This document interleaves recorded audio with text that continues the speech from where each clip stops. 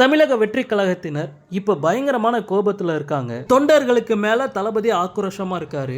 என்ன நடந்துச்சு, இனிமேல் என்ன நடக்கும் அப்படிங்கறத பத்தி இந்த வீடியோல டீடைலா பார்க்கலாம். சென்னை வியாசர்பாடி முல்லை நகர் பகுதியில் நேத்து தீ விபத்து ஏற்பட்டிருக்கு. இந்த தீ விபத்துல பல குடிசைகள் எரிஞ்சு போயிருக்கு. சோ தீயணைப்பு துறையினர் சீக்கிரமா அங்க போனதுனால யாருக்கும் எந்த பாதிப்பும் ஏற்படல. இந்த நிலைமையில தீ விபத்துல குடிசைகளை இழந்த எல்லாரையுமே தற்காலிகமா பக்கத்துல இருக்க ஒரு ஸ்கூல்ல தங்க வச்சிருக்காங்க.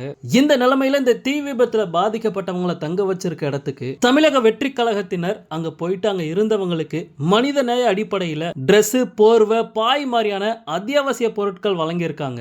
அது மட்டும் இல்லாம அங்க இருந்த எல்லாருக்குமே தமிழக வெற்றி கழகத்தினர் உணவும் வழங்கியிருக்காங்க. பாதிக்கப்பட்ட மக்களும் தாமா முன் வந்து அவங்க கொடுத்த எல்லாத்தையுமே வாங்கிக்கிட்டாங்க.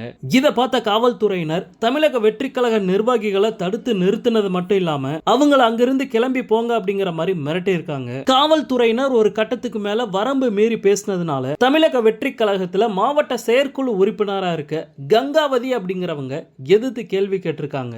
மக்களுக்கு உதவி செய்யறதை எதுக்காக தடுக்கிறீங்க அப்படிங்கிற மாதிரி காவல்துறையை நோக்கி அவங்க கேள்வி எழுப்பியிருக்காங்க.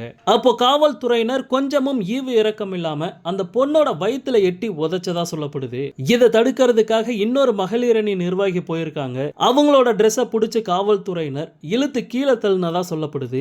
இந்த சம்பவத்துல காயமடைந்த கழக உறுப்பினர்கள் சென்னை ஸ்டான்லி அரசு மருத்துவமனையில சிகிச்சைக்காக இப்ப அனுமதிக்கப்பட்டிருக்காங்க. இந்த நியூஸ் கேள்விப்பட்டதுமே தளபதி உச்சக்கட்ட கோபத்துக்கு போயிருக்காரு. இதுவரைக்கும் திமுகவை தளபதி இப்படி தாக்கி பேசினதே கிடையாது.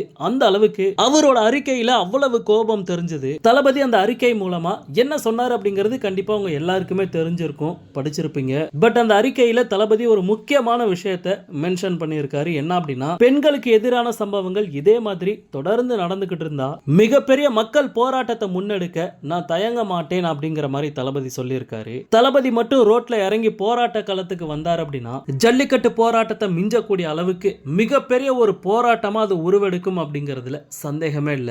ஓகே நண்பா, இன்னைக்கு நடந்த சம்பவத்தை பத்தி உங்களுடைய கருத்து என்ன அப்படிங்கறத கமெண்ட்ல சொல்லுங்க. தளபதியோட எல்லா அப்டேட்டுமே மிஸ் பண்ணாம பார்க்க நம்ம சேனலை சப்ஸ்கிரைப் பண்ணி சப்போர்ட் பண்ணுங்க. தேங்க்யூ.